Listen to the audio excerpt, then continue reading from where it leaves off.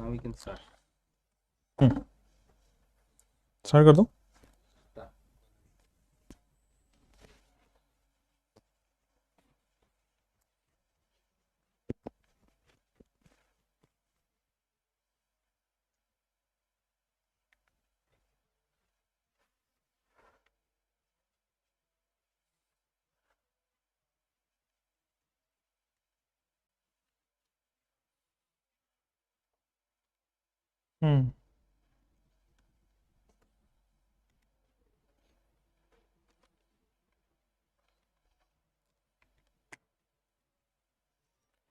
Good evening, good evening, good evening. कैसे हैं आप लोग? उम्मीद करता हूं बहुत अच्छे होंगे।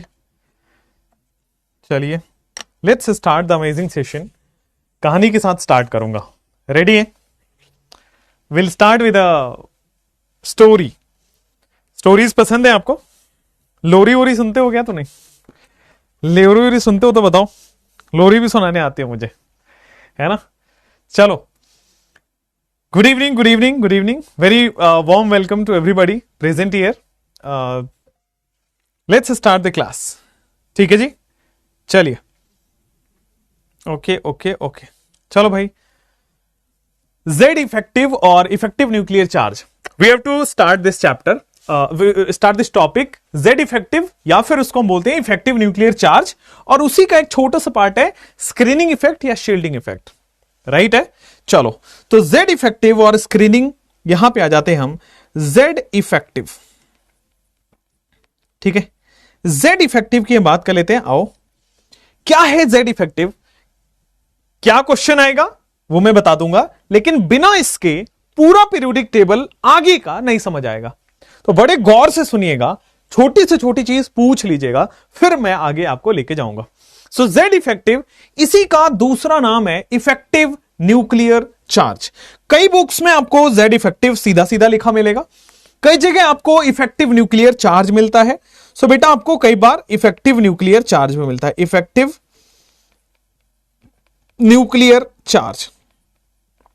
ठीक है, तो दोनों में से कोई भी आप कर सकते हैं, बोल सकते हैं। फिर हम इसके बाद अलग से स्क्रीनिंग और शील्डिंग इफेक्ट पढ़ते हैं। ठीक है, चलिए। तो मैं सबसे पहले एक कहानी सुनाता हूं। कहानी है मेरे एक बच्चों की, एक कहानी है एक बच्चा की और बच्ची की भी, तो दोनों ही मेरे स्टूडेंट थे। तो आप ही में से कोई एक हो सकता है उस तरह का। होता क्या था कि अब दो चार्जेस, अपोजिट चार्जेस हैं, अट्रैक्शन होना दैट इज कॉमन। इसमें आपकी गलती नहीं है, मैं बार बार बोलता हूं, आपकी उम्र की गलती है।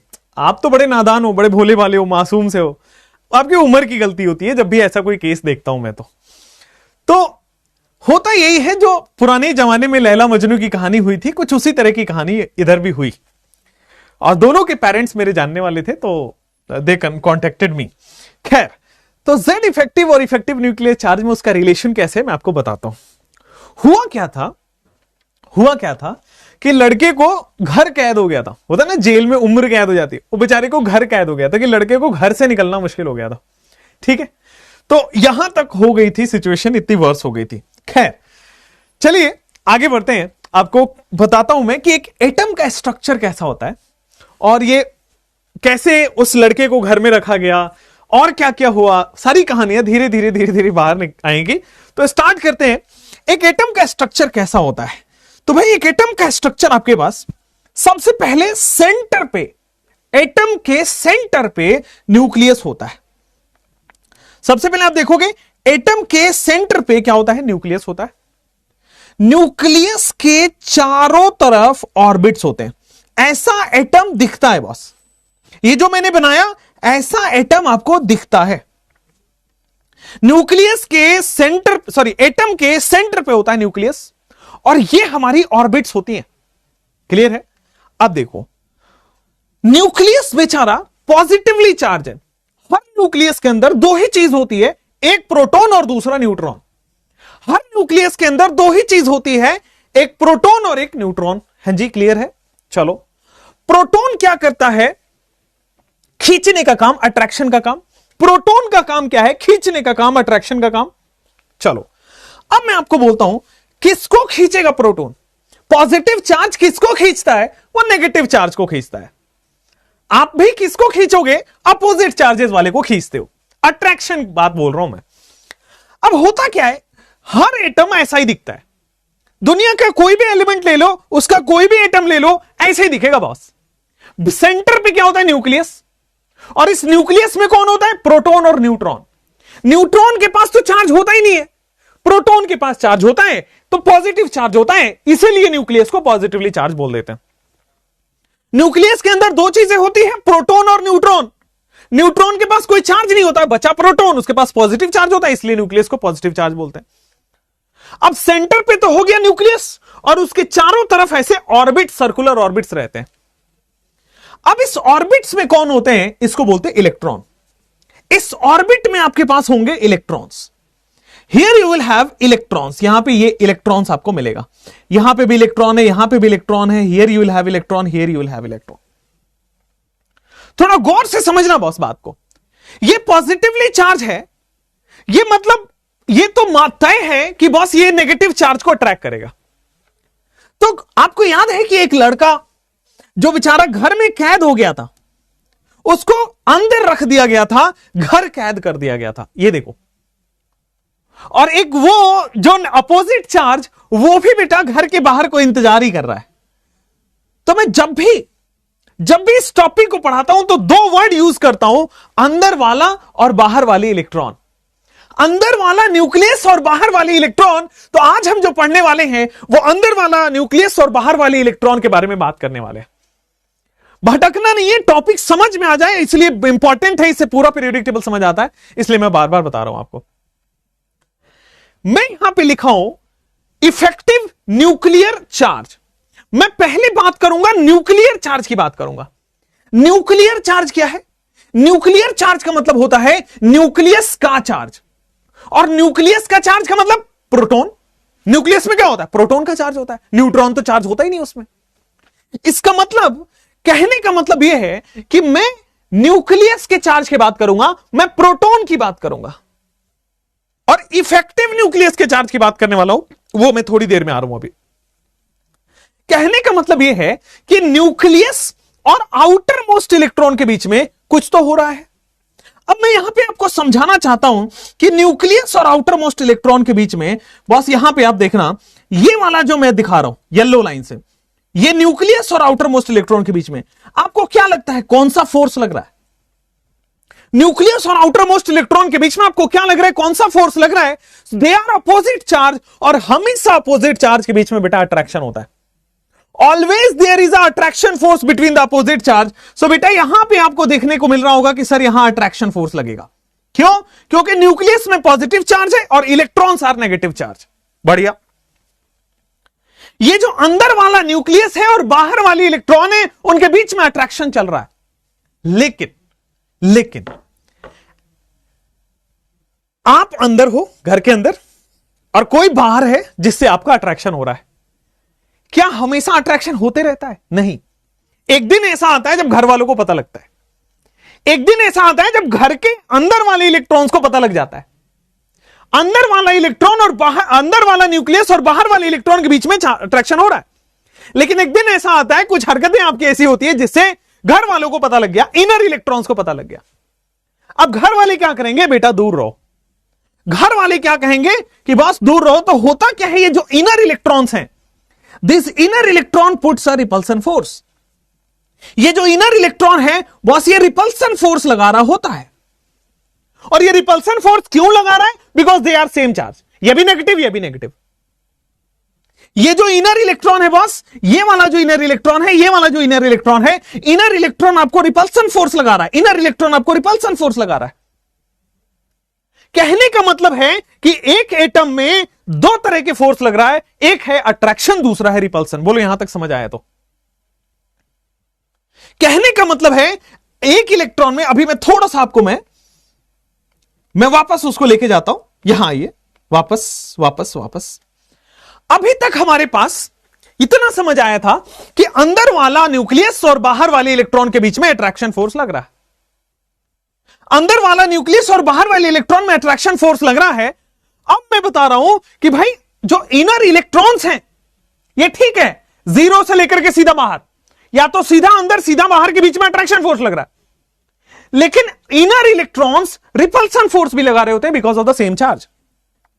इनर इलेक्ट्रॉन क्या करेगा, रिपल्सन फोर्स लगाएगा because of the same charge. ये देखो रिपल्सन फोर्स, ये भी रिपल्सन फोर्स लगा रहा है, ये भी रिपल्सन फोर्स लगा रहा है, ये भी रिपल्सन फोर्स लगा रहा है। आप देख पा रहे होंगे कि इनर इलेक्ट्रॉन्स रिपल्सन फोर्स लगा रही है और न्यूक्लियस अट्रैक्शन फोर्स लगा रहा है। क्लियर, समझ में आ रहा है बात को? क्लियर, यहां तक समझ में आ रहा है? तो मैं वापस बार बार से आपको दिखा रहा हूं। अब देखोगे तो दो तरह के फोर्स लग रहे हैं। अब मैं केवल एक इलेक्ट्रॉन के लिए लिख दे रहा हूं, केवल एक इलेक्ट्रॉन के लिए लिख दे रहा हूं। इन दोनों के बीच में आपको रिपल्सन फोर्स दिखेगा। कहने का मतलब है एक एटम में अभी तक यह समझ आया कि दो तरह के फोर्स लग रहे हैं, एक है अट्रैक्शन फोर्स, दूसरा है रिपल्सन फोर्स। एक एटम में दो तरह के फोर्स लग रहे हैं, एक है अट्रैक्शन फोर्स, दूसरा है रिपल्सन फोर्स। बोलो क्लियर ना? एक एटम में दो तरह के फोर्स लग रहे हैं, एक है अट्रैक्शन फोर्स, दूसरा है रिपल्सन फोर्स। अब आप फिजिक्स में पढ़ते हो, नेट फोर्स निकालते हो कि आप फ्री बॉडी डायग्राम बनाते हो एफबीडी, और फिर total force in forward direction, फिर नीचे फ्रिक्शन माइनस करते हो। याद आ रहा है? याद आ रहा है न्यूटन्स लॉ ऑफ मोशन में? तो आप टोटल फोर्स हमेशा रिजल्टेंट फोर्स निकालते हो प्लस माइनस करके। अब देखो, जो यहां पे आप एफ नेट निकाल रहे हो, एफ नेट का मतलब नेट फोर्स। नेट फोर्स क्या मैं कर दूं कि attraction force minus repulsion force, attraction force minus repulsion force, attraction force minus repulsion force. ये जो नेट फोर्स है यही इफेक्टिव न्यूक्लियर चार्ज है। ये जो नेट फोर्स है यही इफेक्टिव न्यूक्लियर चार्ज है, यही जेड इफेक्टिव है। ये जो नेट फोर्स है यही जेड इफेक्टिव है, इफेक्टिव न्यूक्लियर चार्ज या फिर जेड इफेक्टिव। ये जो नेट फोर्स है यही इफेक्टिव न्यूक्लियर चार्ज है, यही जेड इफेक्टिव है। बोलो क्लियर है या नहीं है? समझ में आया? क्रिस्टल क्लियर हुआ? मैं वापस से रिकैप दे रहा हूं, थोड़ा गौर से सुनेंगे। पेन नीचे और नजरें मेरी नजरों के साथ। इधर हर एक एटम दुनिया में इसी फॉर्म में एग्जिस्ट करता है जैसे बनाया हुआ है। मतलब सेंटर में न्यूक्लियस और उसके चारों तरफ ऑर्बिट में इलेक्ट्रॉन। सेंटर में न्यूक्लियस पॉजिटिव चार्ज और उसके बाहर ऑर्बिट के अंदर इलेक्ट्रॉन नेगेटिव चार्ज। बोलो क्लियर? एब्सोल्युटली क्लियर, कोई प्रॉब्लम नहीं है? ठीक है। अब दो तरह के चार्ज दिखे, सेंटर में पॉजिटिव चार्ज और बाहर नेगेटिव चार्ज। पॉजिटिव और नेगेटिव दुनिया का नियम है, अट्रैक्शन होता है। ये न्यूक्लियस अंदर है, ये बाहर इलेक्ट्रॉन है, अट्रैक्शन होता है। ये न्यूक्लियस अंदर है और ये बाहर इलेक्ट्रॉन है, अट्रैक्शन होता है। ठीक है, लेकिन इनर इलेक्ट्रॉन्स भी तो हैं, ये आपको गौर फरमाना होगा। इनर इलेक्ट्रॉन जितने भी हैं सारे के सारे इनर इलेक्ट्रॉन रिपल्सन फोर्स लगाते हैं। इनर इलेक्ट्रॉन जितने भी हैं सारे के सारे रिपल्सन फोर्स लगाते हैं। अच्छा, हमेशा अट्रैक्शन फोर्स बड़ा होगा क्योंकि न्यूक्लियस में ज्यादा प्रोटॉन होते हैं। सो ज्यादा प्रोटॉन है, सो ज्यादा अट्रैक्शन लग रहा होगा, अट्रैक्शन फोर्स ज्यादा होता है। रिपल्सन फोर्स एक सिंगल इलेक्ट्रॉन के बीच में लग रहा है, रिपल्सन फोर्स कम होगा। इसीलिए बड़े में से छोटा फोर्स माइनस किया मैंने यहां पे। सो एफ नेट दो तरह के फोर्स लग रहे थे, attractive force minus repulsive force. This is effective nuclear charge, this is Z effective. अब ये तो हो गया समझने का तरीका, ये इनफ नहीं है, यहीं तक कोचिंग में बंद हो जाता है, यहीं तक बाकी के वीडियोस में मिल जाएगा। लेकिन अब क्वेश्चंस में एप्लीकेशन कैसे आएगा वो मैं बताता हूं। Z effective is basically nucleus का पावर। अब देसी लैंग्वेज में समझो, जेड इफेक्टिव है क्या? Z effective is basically power of the nucleus. ये न्यूक्लियस कितनी पावर से बाहर वाले इलेक्ट्रॉन को खींच रहा है, that is Z effective. Z effective क्या है? जेड इफेक्टिव कि न्यूक्लियस का पावर है। कौन सा पावर? वो पावर जिससे बाहर वाले इलेक्ट्रॉन को खींच रहा है। Z effective is basically effective attraction force of nucleus on outermost electron. Z effective is basically attraction force of nucleus on outermost electron. I hope it is very very clear, crystal clear now. बोलो clear क्या? Nucleus सिर्फ outermost electron को क्यों करेगा? बेटा Z effective जब हम पढ़ते हैं ना तो वो डिफिनेशन ही ऐसा है कि आउटरमोस्ट इलेक्ट्रॉन अट्रैक्शन सबसे होगा, बट उसको हम Z इफेक्टिव नहीं बोलेंगे। हमने एक स्टैंडर्ड फिक्स किया है कि जेड इफेक्टिव की स्टडी केवल आउटर मोस्ट पे करनी है। इनर पे भी अट्रैक्शन हो रहा होगा, बट हम उसकी स्टडी यहां नहीं कर रहे, वो हम एटॉमिक स्ट्रक्चर में स्टडी करेंगे। पीरियोडिक टेबल में स्टडी करना है केवल अंदर वाला न्यूक्लियस और बाहर वाली इलेक्ट्रॉन के बीच में। बोलो एब्सोल्युटली क्लियर, कोई प्रॉब्लम नहीं है, आगे बढ़ जाएं। ठीक है, अब यहां पे आ गए कि ये रहा रिपल्सिव फोर्स, ये रहा अट्रैक्टिव फोर्स। तो अट्रैक्शन का फोर्स माइनस रिपल्सन का force is F net. Absolutely clear, no issues, बहुत बढ़िया समझ में आ रहा है। Z effective effective nuclear charge F net हो गया, attraction force minus repulsion force, answer आ गया। बोलो ठीक है, बोलो बहुत बढ़िया है। So this is attraction force minus repulsion force. अब आते हैं आपको डेफिनेशन के ऊपर, रेडी है? अब आते हैं डेफिनेशन के ऊपर। द नेट चार्ज एफ, इसका डेफिनेशन होता है कि the net attraction force, the net attraction force of nucleus, nucleus का नेट अट्रैक्शन फोर्स। न्यूक्लियस असली में कितना अट्रैक्शन फोर्स लगा रहा है, न्यूक्लियस असली में कितना लगा रहा है नेट अट्रैक्शन फोर्स, जो रिपल्सन फोर्स के माइनस करने के बाद आ रहा है। The net attraction force of nucleus on outer most electron, on outer most electron is called effective nuclear charge, is called effective nuclear charge. Effective word क्यों use आया, समझ आया?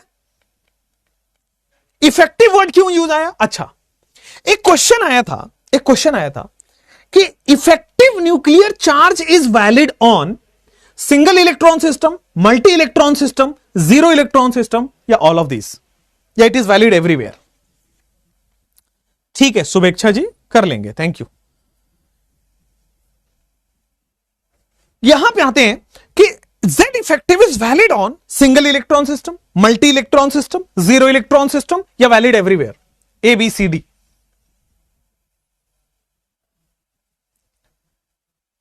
Okay fine. तो बेटा Z इफेक्टिव जो होता है, अभी अभी मैंने जो फर्स्ट एग्जांपल लिया है, आप देखो मल्टी इलेक्ट्रॉन सिस्टम में वैलिड है। ये मल्टी इलेक्ट्रॉन सिस्टम, बहुत सारे इलेक्ट्रॉन्स यहां पे आपको दिख रहे हैं। जब तक एक आउटर मोस्ट ना हो और जब तक एक इनर मोस्ट ना हो, तब तक Z इफेक्टिव का मतलब क्या है? आउटर मोस्ट से क्या हुआ? अट्रैक्शन, और इनर से क्या हुआ? रिपल्सन। तो Z इफेक्टिव के लिए अट्रैक्शन भी चाहिए, रिपल्सन भी चाहिए। तो इसीलिए बेटा Z effective is valid on a multi electron system. आपको दिख भी रहा, Z इफेक्टिव में इनर इलेक्ट्रॉन होने चाहिए रिपल्सन के लिए, केवल आउटर इलेक्ट्रॉन रहेगा नहीं हो पाएगा। तो सिंगल इलेक्ट्रॉन पे नहीं वैलिड है, जीरो इलेक्ट्रॉन, इलेक्ट्रॉन ही नहीं रहेगा तो अट्रैक्शन रिपल्सन का क्या मतलब है? कहीं हर जगह वैलिड है, यह भी गलत है। केवल और केवल मल्टी इलेक्ट्रॉन सिस्टम में वैलिड है, जहां पे बहुत सारे इलेक्ट्रॉन्स हो, तब तो जाकर रिपल्सन लगेगा। ठीक है, तो यहां पे उस चीज को लिखना है कि Z effective is valid on, Z effective is valid on multi electron system. Z effective कहां वैलिड है बेटा? मल्टी इलेक्ट्रॉन सिस्टम पर वैलिड है। बोलो, Z effective is valid on multi electron system. I hope it is clear. ठीक है, चलिए आगे बढ़ जाते हैं। नेक्स्ट क्वेश्चन जो आपके पास आता है वो ये है कि सर ये इनर इलेक्ट्रॉन रिपल्सन डाल रहे हैं। चलिए अभी थोड़ा देसी लैंग्वेज में अभी और आता है, थोड़ा सा और समझाऊंगा अभी देसी में। देसी ये कहता है Z इफेक्टिव हमेशा अट्रैक्शन होगा कि रिपल्सन होगा, अभी इस पे चर्चा करना है। तो देखो Z इफेक्टिव हमेशा नेट अट्रैक्शन फोर्स लिखा है, तो कभी भी Z इफेक्टिव की बात हो तो दिमाग में क्या करना है? अट्रैक्शन। ठीक है, दिमाग में क्या चलना है? Attraction. So it is net attraction force. अब आते हैं वापस से कहानी पे। अब आप नोट डाउन कर सकते हैं, कहानी भी सुन सकते हैं। कहानी कुछ ऐसा है कि एक लड़का हुआ करता था जो जिसको घर में कैद कर दिया गया। वो अट्रैक्शन करता था किसी बाहर वाले इलेक्ट्रॉन को। ठीक है, लेकिन वही बेटा विधि का विधान है, सबका कटना होता है। बीच में जो घर वाले हैं, ये घर वाले बेचारे इसको धक्का मार रहे, बाहर निकलो बाहर निकलो। ये अंदर आना चाह रहा है, ये दोनों पास आना चाह रहे हैं, अट्रैक्शन करना चाह रहे हैं, बट घर वाले बेटा मत पूछो। खैर चलिए, ये तो समझने समझाने की बात है। Z इफेक्टिव हमेशा लैला मजनू की कहानी पे बेस्ड है। लैला मजनू पास आना चाहते थे, बट समाज वालों ने उनको रिपल्सन कर करके दूर कर दिया। घर वालों ने, इनर इलेक्ट्रॉन्स ने रिपल्सन कर करके दूर कर दिया। ठीक है, क्लियर है, कोई प्रॉब्लम तो नहीं है, बात समझ में आ रही है? चलिए ठीक है, समझ गए, आगे बढ़े। नेक्स्ट, सो जेड इफेक्टिव समझ आ गया, इफेक्टिव न्यूक्लियर चार्ज समझ आ गया। अब आते हैं स्क्रीनिंग इफेक्ट या शील्डिंग इफेक्ट पे। थोड़ा देसी लैंग्वेज भी इस्तेमाल करें और फिर आगे बढ़ेंगे। Z effective is nothing but nucleus का पावर। जेड इफेक्टिव क्या है? Z effective is equal to power of nucleus, power of nucleus to attract outer most electron, power of nucleus to attract outer most electron. मुझे नहीं लगता इससे ज्यादा आपको Z effective में कुछ सवाल फंसेगा भी कहीं नहीं। न्यूक्लियस बाहर वाली इलेक्ट्रॉन को कितनी मजबूती से खींच पा रहा है, that is Z effective. Clear? Nucleus बाहर वाली इलेक्ट्रॉन को कितनी मजबूती से खींच पा रहा है, दैट इज जेड इफेक्टिव। और effective nuclear charge you can say in anyways, कोई भी आप बात कर सकते हो। By the way study Bharat की टी शर्ट्स बन गई है, सो कल से या अगली क्लास से हम स्टडी भारत की टी शर्ट्स में आया करेंगे। मंडे से everything will be too much smooth. ठीक है, चलिए अब आगे बढ़ो। नेक्स्ट मैं आपको बताता हूं शील्डिंग इफेक्ट। अभी इसी स्लाइड पे रहते हैं। आपने कार देखा है क्या जिंदगी में? चलो, बाय द वे जिन्होंने कार नहीं देखा है बता देते हैं, ये एक 4 पहियों पे चलने वाली वाहन होती है। यातायात में हम उनका बड़ा अच्छे से प्रयोग करते हैं। कैसी लगी हमारी हिंदी? चलो, तो कार तो आपने देखा होगा, तो ऑब्वियस है कि कार के जो मिरर होते, मिरर नहीं, जो शीशे होते हैं वो आपने देखे होंगे। तो आपने ये भी देखा होगा कि कार के शीशे क्या होते हैं, ब्लैक कर लेते कई लोग। अंदर से तो बाहर दिख जाता है, बाहर वालों को अंदर नहीं दिखता। हालांकि अब वो इलीगल है, गवर्नमेंट ने उसको इलीगल कर दिया। तो अंदर से तो आप कार के उसमें बाहर देख सकते हो, बट बाहर से अंदर नहीं देख सकते हो। एक ऐसी फिल्म चढ़ा दी जाती है शीशे के ऊपर, तो ऐसा पॉसिबल है। ठीक है, अच्छा, तो फिल्म चढ़ा दी गई है कार के शीशे के ऊपर, जिससे अंदर और बाहर के बीच में दिखाई नहीं दे रहा है, सेपरेशन हो गया। पहले अगर शीशा व्हाइट था तो आप अंदर वाले बाहर को देख पा रहे थे, बाहर वाले अंदर को देख पा रहे थे।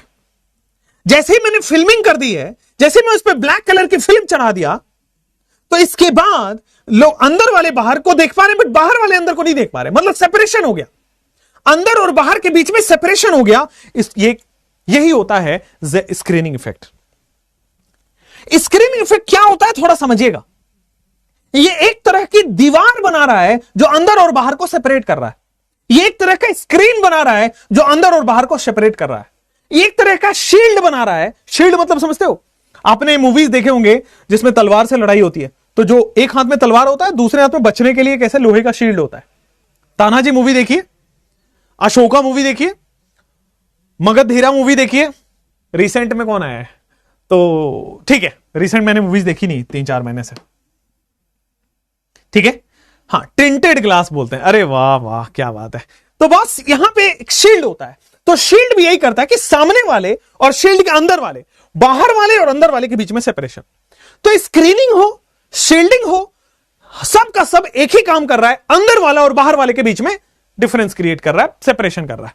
अंदर वाले और बाहर वाले के बीच में सेपरेशन कर रहा है, डिफरेंस क्रिएट कर रहा है। आगे बढ़िए। जो इनर इलेक्ट्रॉन्स है बॉस, आपस में रिपल्सन करते हैं। द इनर इलेक्ट्रॉन्स आपस में क्या करते हैं बेटा? रिपल्शन। ये जो इनर इलेक्ट्रॉन्स हैं, ये आपस में रिपल्सन नहीं करते। ये इनर इलेक्ट्रॉन्स बाहर वाले को रिपल्शन कर रहे हैं। मतलब देखो, कहने का मतलब है इनर इलेक्ट्रॉन एक ऐसी स्क्रीन लगा दी है जो अंदर वाला न्यूक्लियस और बाहर वाले इलेक्ट्रॉन को सेपरेट कर रहा है। फिर से समझना, इनर इलेक्ट्रॉन्स रिपल्सन कर रहे हैं, मतलब अंदर वाले और बाहर वाले को पास आने देना नहीं चाहते। समझ रहे हो? ये जो रिपल्सन फोर्स है वो कौन लगा रहा है? Inner electrons. तो इनर इलेक्ट्रॉन्स का काम क्या है? अंदर और बाहर वाले को सेपरेट करना, अंदर और बाहर वाले को पास नहीं आने देना। तो इनर इलेक्ट्रॉन्स ये क्या करते बेटा? न्यूक्लियस और आउटर मोस्ट इलेक्ट्रॉन को सेपरेट कर देते हैं। मतलब ये एक तरह का शील्ड क्रिएट कर रहे हैं। ये न्यूक्लियस के चारों तरफ एक ऐसी दीवार बना रहे हैं, न्यूक्लियस के चारों तरफ एक ऐसे शील्डिंग कर रहे हैं जिससे ये दोनों सेपरेट आउट हो पाए। अब आपको समझ आया होगा कि स्क्रीनिंग और शील्डिंग इफेक्ट क्या है। कि the repulsive force by inner electrons, that is called as screening और शील्डिंग इफेक्ट। स्क्रीनिंग और शील्डिंग इफेक्ट है क्या? कि the tendency of inner electron to repel the outer most electron, that is called as screening effect. The tendency of inner electron to repel the outer most electron, that is called as screening effect. I hope it is clear. घर वाले क्या करते हैं, एक ऐसी दीवार बना देते हैं. मैंने बोला था ना लड़का कैद हो जाएगा. वो लड़कियों के चारों तरफ बेटा एक ऐसी दीवार बना दी कि ना तुम बाहर जाओगे ना तुम्हारा अट्रैक्शन होगा. क्लियर है, कोई प्रॉब्लम नहीं है, समझ गए. तो inner electrons act as a shield, act as a screen between the nucleus and outer electron, that is called as shielding effect या screening effect. I hope it is clear. ला ला ला ला ला ला. I hope it is clear. चलो अब आ जाओ, यहां पे मैं स्क्रीनिंग इफेक्ट और शील्डिंग इफेक्ट की बात करूंगा. अब डेफिनेशन लिख लेते हैं, स्क्रीनिंग स्लैश शील्डिंग इफेक्ट. क्या होता है स्क्रीनिंग या शील्डिंग इफेक्ट, आइए बताता हूं. The tendency of inner electron, फिर समझेंगे कि the tendency of inner electron, tendency of inner electron, inner electron की tendency of inner electron to act as a shield, to act as a shield. ये क्या करते हैं इनर इलेक्ट्रॉन, एक shield की तरह एक्ट करते हैं या स्क्रीन की तरह एक्ट करते हैं. The tendency of inner electron to act as a shield या act as a screen between, to act as a shield या act as a screen between inner nucleus, अंदर वाला न्यूक्लियस, और and outer most electron, and बाहर वाले electron, and outer most electron. इसी को हम क्या बोल देंगे बॉस, शील्डिंग या screening effect. It is called shielding या screening effect. It is called shielding या screening effect.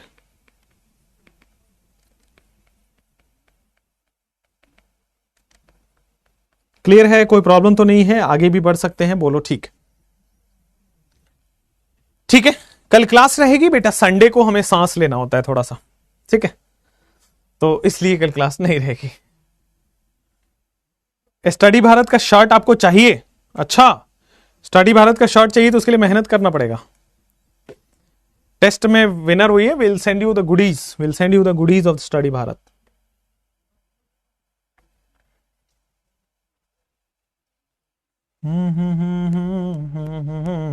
Crystal clear, great. तो स्क्रीनिंग इफेक्ट और शील्डिंग इफेक्ट समझ में आया. अब स्क्रीनिंग इफेक्ट और शील्डिंग इफेक्ट समझने के लिए पहला चीज हुआ कि भाई ये मल्टी इलेक्ट्रॉन पे वैलिड है. दूसरा, ये एक अट्रैक्शन फोर्स है. तीसरा, ये नेट अट्रैक्शन फोर्स है. चौथा, कि अट्रैक्शन माइनस रिपल्सन फोर्स है. पांचवा, न्यूक्लियस की एक्चुअल पावर, ये है जेड इफेक्टिव. चलिए, क्लियर होगा यहां तक तो बहुत अच्छे से क्लियर होगा. तो आपको इफेक्टिव न्यूक्लियर चार्ज और ये सब भी क्लियर हुआ. अब आते हैं जेड इफेक्टिव. अब जेड इफेक्टिव पे थोड़ा सा और जाते हैं कि पीरियड में कैसे वेरी करता है, ग्रुप में कैसे वेरी करता है, विथ प्रूफ, बिना रटाए हुए पूरा समझाऊंगा. अभी तक जेड इफेक्टिव में कुछ रटवाया नहीं है, वरना डेफिनेशन लिखा कि आगे बढ़ने का टेंडेंसी आपको पता है in coaching as in everywhere. But मुझे पता है कि एक एवरेज बच्चा कैसे सिलेक्शन लेता है, वो समझ के, उसको रटा नहीं जाता. मुझे वो दर्द पता है बस. चलो आओ, इनर न्यूक्लियस या आउटर, अरे inner, the tendency of inner electron. गधो, चलो अब एक काम और कर देते हैं. बहुत बढ़िया पॉइंट उठाया तुमने. तुम्हें इसके लिए ना नोबेल प्राइज मिलना चाहिए. इनर मोस्ट न्यूक्लियस कर दो. अब ठीक है, कह रहे इनर इलेक्ट्रॉन सही है कि इनर न्यूक्लियस सही है? अरे गधेड़ो, न्यूक्लियस सबसे अंदर होता है, उसके बाद के इलेक्ट्रॉन को इनर इलेक्ट्रॉन कह रहे हैं, और ये आउटर हो गया. तो ये आउटर इलेक्ट्रॉन, ये इलेक्ट्रॉन, ये इनर मोस्ट न्यूक्लियस, सबसे ज्यादा अंदर न्यूक्लियस. ठीक है, क्लियर है, कोई प्रॉब्लम नहीं है. चलो आ जाओ.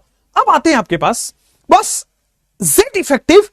कई बुक्स में जेड इफेक्टिव, कई बुक्स में आपको ऐसे दिखेगा, Z minus sigma, Z minus sigma. अब हर एलिमेंट का आप जेड इफेक्टिव निकाल सकते हो, हर एलिमेंट का जेड इफेक्टिव निकाल सकते हो. लेकिन एक खुशखबरी सुनाओ क्या, जेड इफेक्टिव निकाल सकते हो, calculation of Z effective possible है.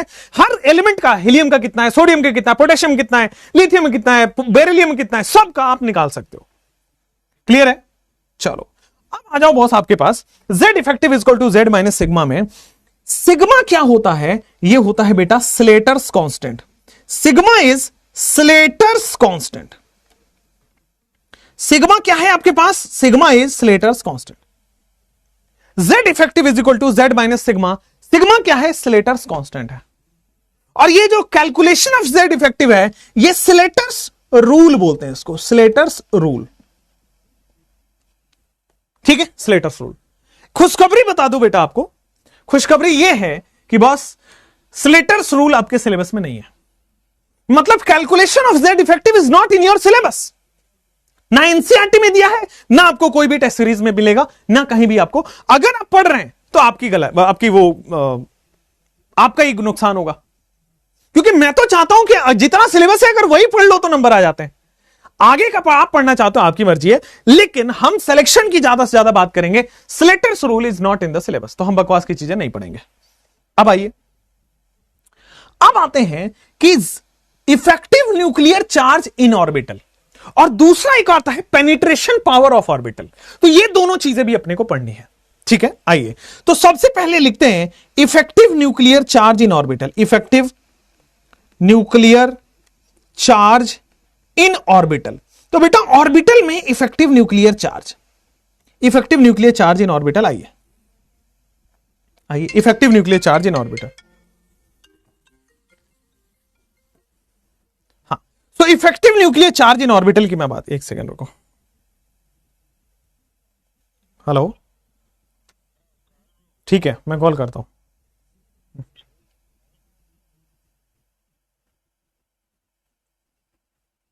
ठीक है, चलो आ जाओ, effective nuclear charge in orbital की बात करते हैं।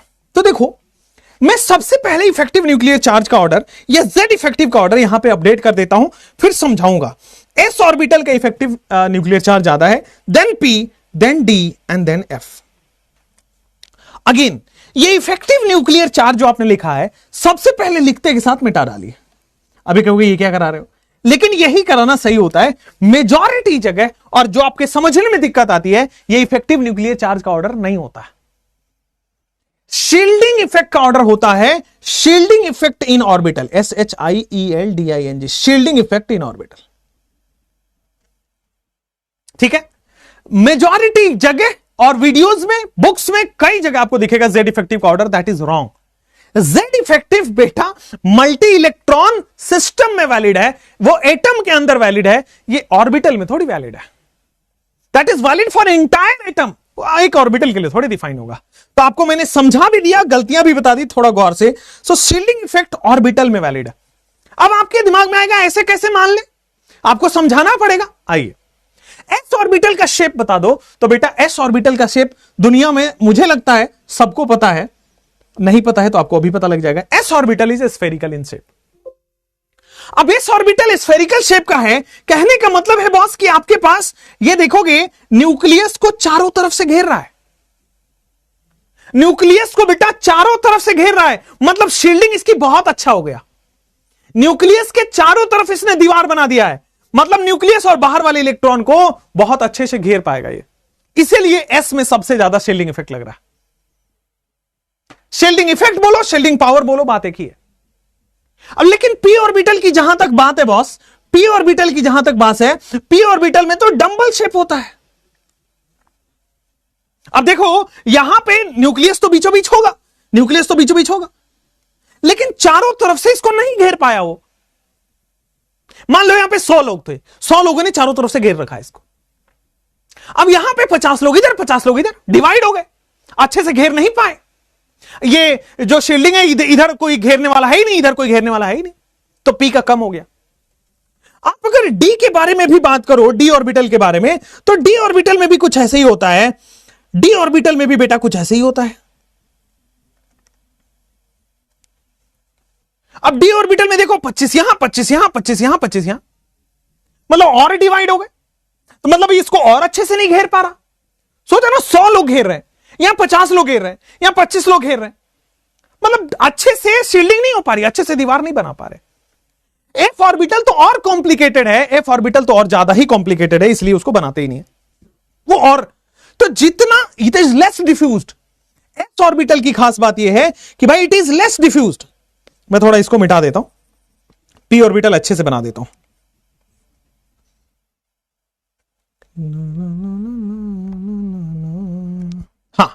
तो देखोगे तो p ऑर्बिटल बहुत लेस, देखो s ऑर्बिटल लेस डिफ्यूज्ड है, चारों तरफ से घेरा हुआ है, इसकी डिफ्यूजन बढ़ गई, लोग बढ़ गए, 50-50 लोग हो गए, ये और डिफ्यूज हो गया, 25-25-25 हो गए।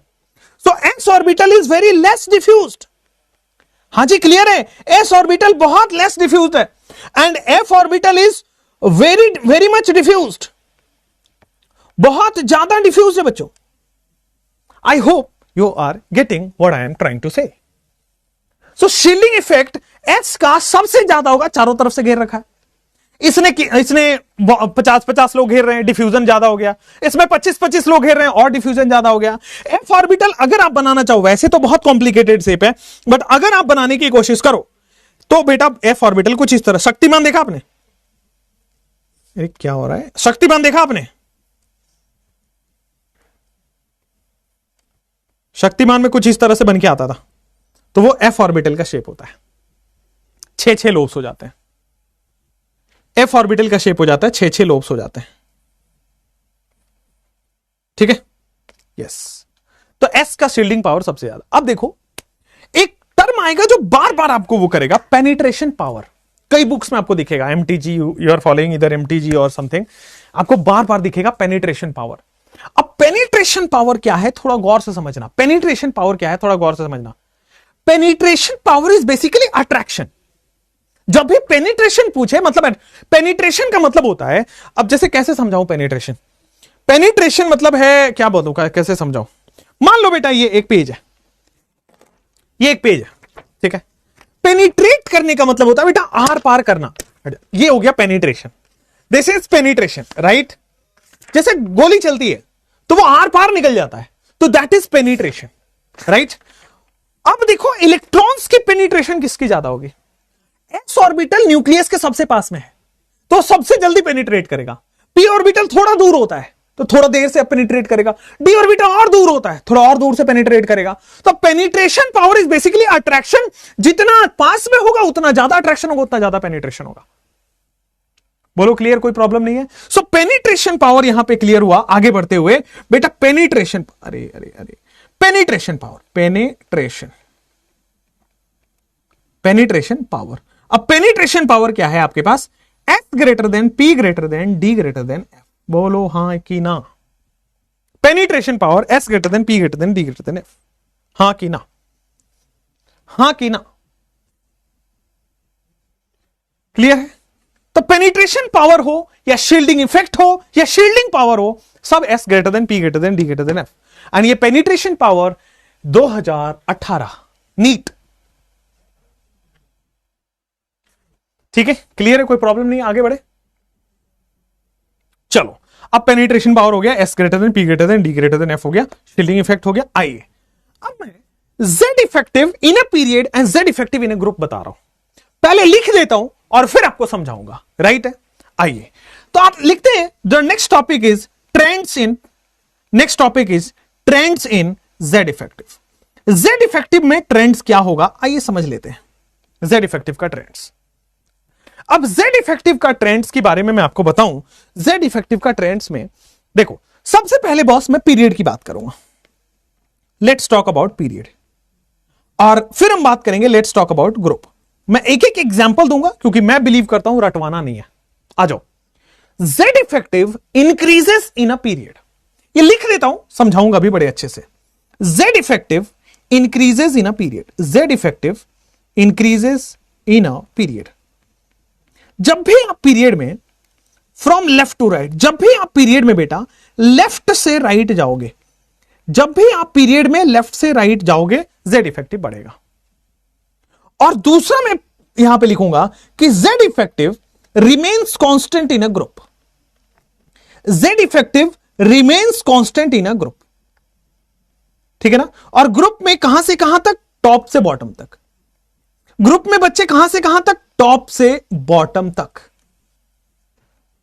तो बाबू समझ आ रहा है, लिख लीजिए, फिर हम इसको समझा देते हैं,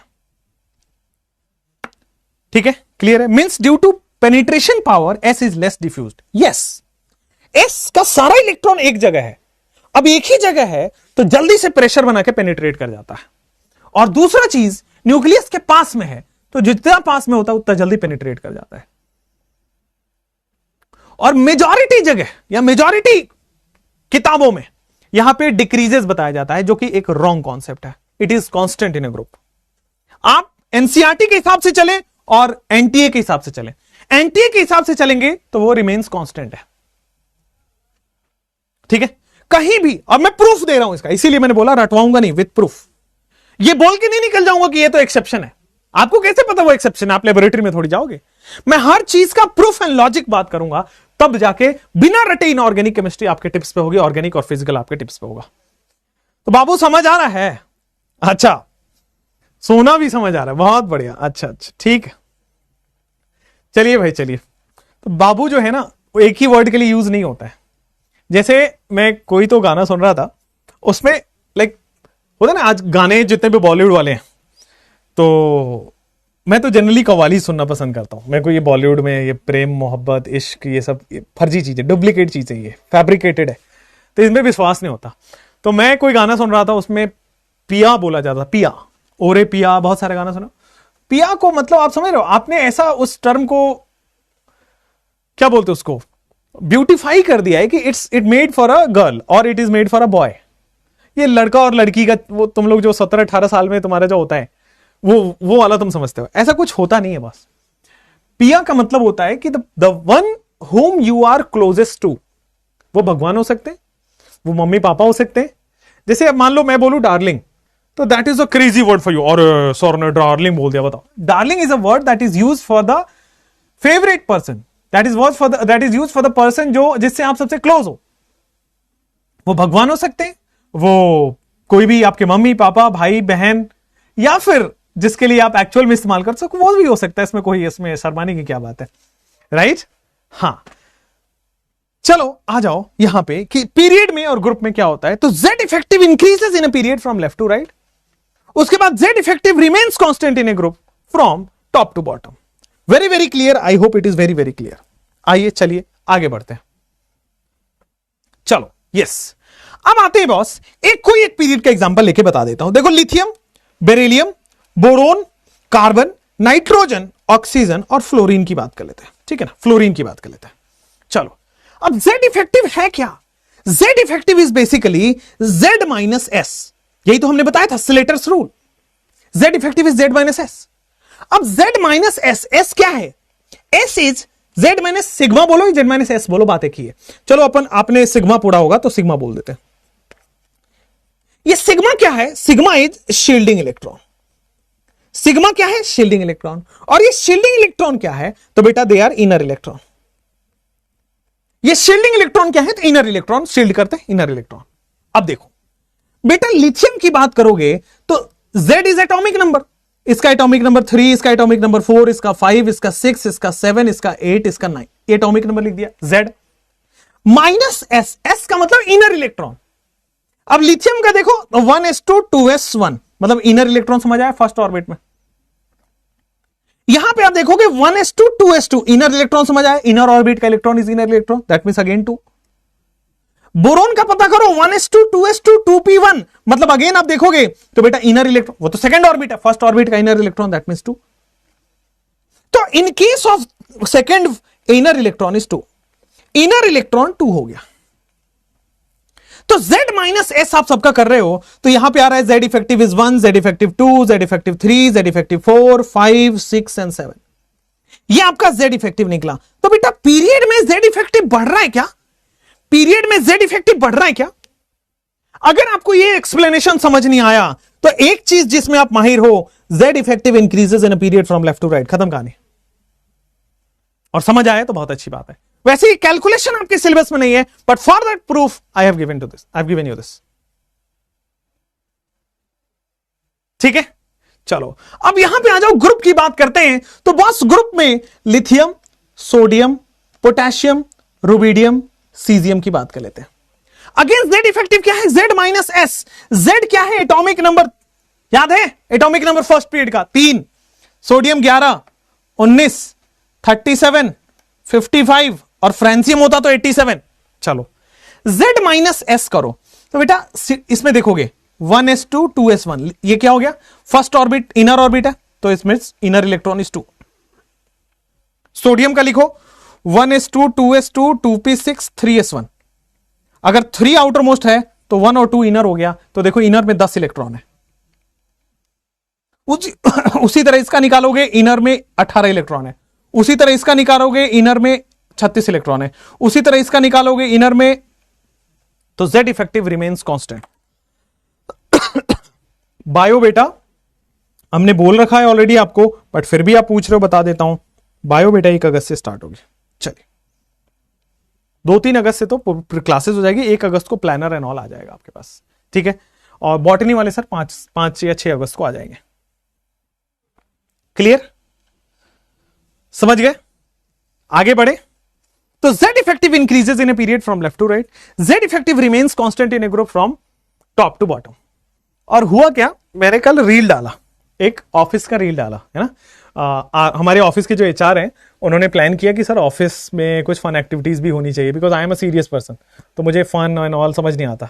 तो ऑफिस के एचआर ने बोला कि सर फन एक्टिविटीज भी होनी चाहिए और भी चीजें होनी चाहिए जिसमें ऑफिस के लोगों को भी अच्छा लगे। मैंने कहा हाँ होना चाहिए। तो फिर उन्होंने बोला कि रील का कल्चर डालते हैं कि हम will shoot a reel from the office और हम रील बनाया करेंगे। मैंने कहा ठीक है, लेट्स डू दैट। अब हमने ऑफिस में जो एचआर हैं और जो साथ में कलीग्स हैं उनके साथ हमने रील बनाया, और मैंने जिसके साथ रील बनाया खासकर वो लड़की थी।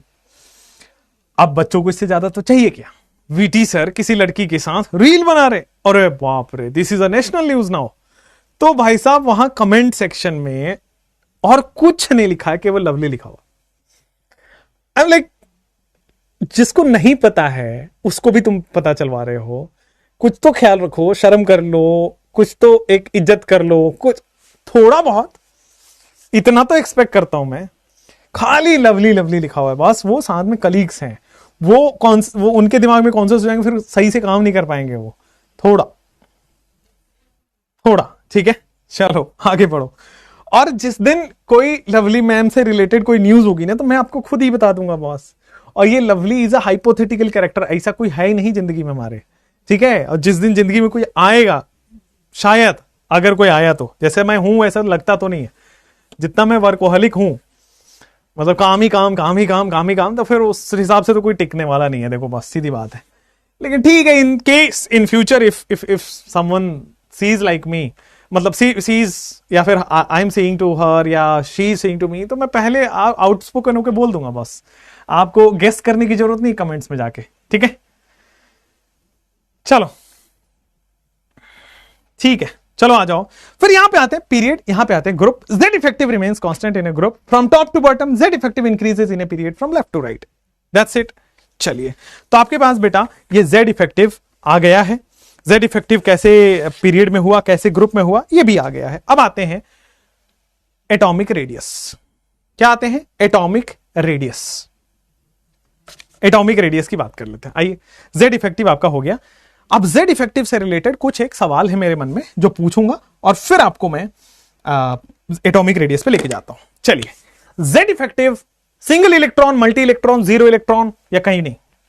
Z इफेक्टिव कहां वैलिड है? Z इफेक्टिव कहां वैलिड है? सिंगल इलेक्ट्रॉन, मल्टी इलेक्ट्रॉन, ठीक है, ये कहां पे? फटाफट से।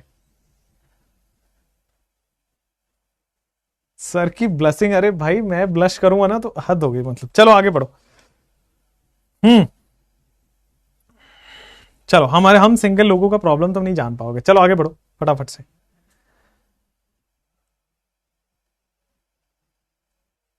चलो, तो सिंगल इलेक्ट्रॉन में है, मल्टी इलेक्ट्रॉन में है, कहां पे है? मल्टी इलेक्ट्रॉन में है, ठीक है। Question number 1 is clear. लिख लो जिन्होंने नहीं लिखा है, Z effective multi electron system पे वैलिड है। Question number 2। क्वेश्चन नंबर 2 ये है कि शील्डिंग पावर का ऑर्डर क्या है एसपीडीएफ में? What is the shielding power का ऑर्डर? शील्डिंग पावर ऑर्डर बताइए। मल्टी इलेक्ट्रॉन में वैलिड है, मल्टी इलेक्ट्रॉन सिस्टम में वैलिड है। शील्डिंग पावर का मतलब बताइए। सही ऑर्डर है, शील्डिंग पावर का ऑर्डर है S greater than P greater than D greater than F, S greater than P greater than D greater than F। बहुत बढ़िया, अमेजिंग। चलिए, S P D F हो गया। उसके बाद क्वेश्चन नंबर 3 की बात करते हैं। उसके बाद क्वेश्चन नंबर 3 कर लेते हैं। आइए, multi electron system, shielding power order S greater than P greater than D greater than F, ठीक है। मल्टी इलेक्ट्रॉन के बाद, शील्डिंग पावर ऑर्डर के बाद, आइए ना, मुझे बताइए पेनिट्रेशन पावर का ऑर्डर बताइए, पेनिट्रेशन पावर का ऑर्डर बताइए एसपीडीएफ में। पेनिट्रेशन पावर का ऑर्डर बताइए। तो बहुत सही, पेनिट्रेशन पावर का भी ऑर्डर होगा S greater than P greater than D greater than F, that is the same order. ठीक है, उसके बाद क्वेश्चन नंबर 4 में जो शील्डिंग इलेक्ट्रॉन्स हैं वो कौन है? इनर इलेक्ट्रॉन है या इनर मोस्ट इलेक्ट्रॉन है या आउटर इलेक्ट्रॉन है? कौन होता है shielding electron? Who are which of these are shielding electrons? Inner electron, inner most electron, ये क्या है?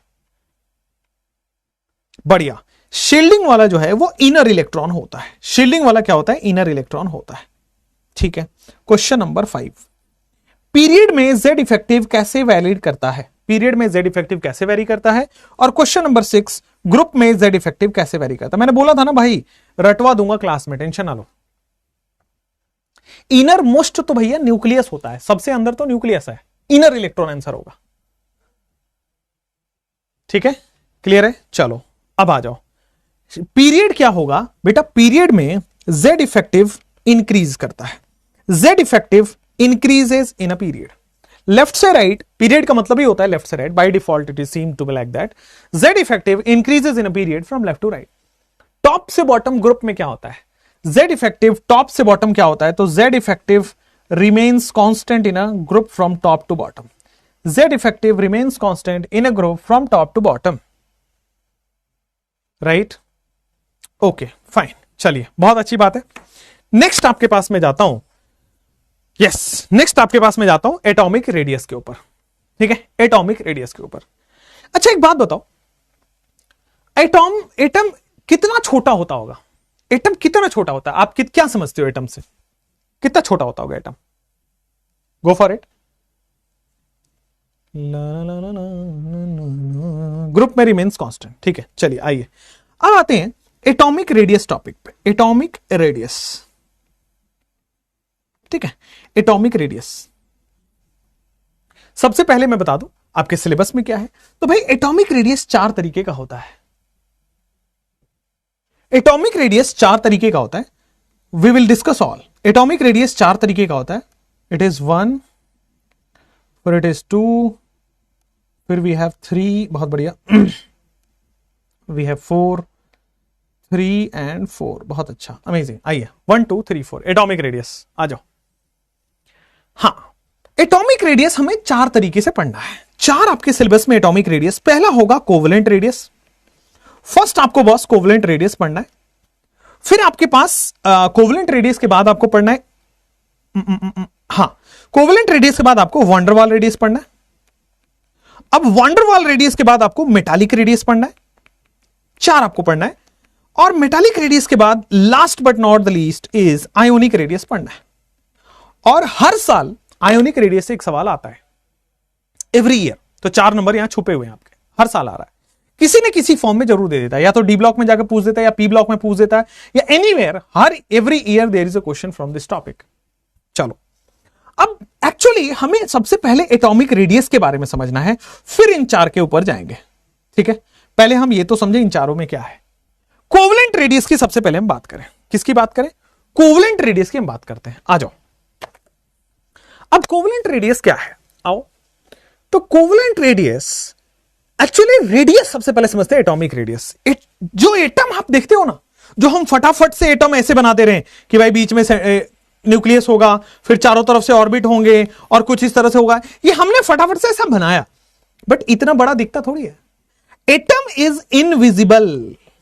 9th 10th में पढ़ा होगा, मैडम ने पढ़ाया होगा कि भाई एटम जो है वो इनविजिबल है, आपको अपनी नेकेड आईज से देख नहीं सकते, इतना छोटा है। और जिन चीजों को देख नहीं सकते उसका रेडियस निकाल पाओगे क्या? उसको आप मेजर कर सकते हो क्या? Not possible. तो एटॉमिक रेडियस मेजर करना पॉसिबल नहीं है, पहली बात। तो एटॉमिक रेडियस फिर कहते किसको है? ये पूरा टॉपिक हम पढ़ रहे हैं, इतने सालों से पढ़ रहे हैं, ये एटॉमिक रेडियस कहते किसको? तो atomic radius actually bonded state में कैलकुलेट होता है। एटॉमिक रेडियस वैलिड होता है जब 2 एटम बॉन्ड बना रहे हो। बॉन्डेड स्टेट में जाने के बाद जो रेडियस होती है इंटर न्यूक्लियर डिस्टेंस की, दैट इज एटॉमिक रेडियस। ठीक है ना? मैं इन चीजों को बाद में समझाऊंगा, लेकिन मैंने इतना समझाया कि एक सिंगल इंडिविजुअल एटम का एटॉमिक रेडियस निकालना संभव नहीं है, ठीक है ना? यस। तो यहां पे लिखो कि atomic radius is valid in, यहां पे लिखोगे atomic radius is valid in bonded state. Atomic radius is valid in bonded state. Atomic radius बेटा बॉन्डेड स्टेट में वैलिड होता है, ठीक है? सबसे पहली बात कि atomic radius is valid in bonded state. Atomic radius आपके bonded is valid in bonded state, ठीक है? एटॉमिक रेडियस वैलिड है आपके बॉन्डेड स्टेट में। क्लियर? कोई प्रॉब्लम नहीं है, आगे भी बढ़ सकते हैं। चलो, अब एटॉमिक रेडियस वैलिड है बॉन्डेड स्टेट में, तो दूसरी चीज मैं बता दूं, एटॉमिक रेडियस वैलिड है बॉन्डेड स्टेट में, तो दूसरी चीज मैं बता दूं कि बस यहां पे half of internuclear distance is atomic radius. Half of internuclear distance is atomic radius. मतलब क्या हुआ समझ लो कि भाई बॉन्डेड स्टेट का मतलब हुआ कि दो एटम ऐसे ओवरलैप करके बॉन्ड बनाते हैं, इसका भी अपना बीच में न्यूक्लियस होगा, राइट वाले का भी बीच में न्यूक्लियस होगा। न्यूक्लियस के बीच के डिस्टेंस को इंटरन्यूक्लियर डिस्टेंस कहते हैं।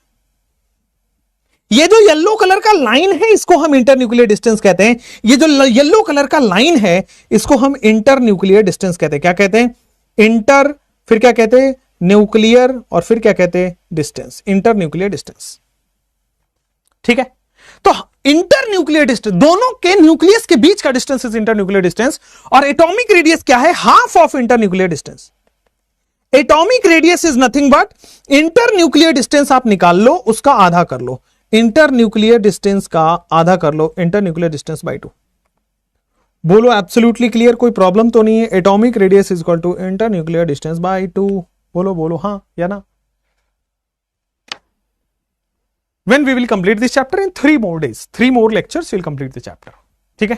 तो इंटरन्यूक्लियर डिस्टेंस का आधा इज एटॉमिक रेडियस, ठीक है? इसके बाद हम थोड़ा सा ग्लिम्स लेंगे ऑर्गेनिक केमिस्ट्री का, जिसमें हम पढ़ेंगे बेसिक्स ऑफ ऑर्गेनिक केमिस्ट्री, ठीक है? जिसमें हम पढ़ेंगे बेटा बेसिक्स ऑफ ऑर्गेनिक केमिस्ट्री, ठीक है? आइए, तो इंटरन्यूक्लियर डिस्टेंस बाय 2 करोगे तो आपके पास आ जाएगा यहां पे।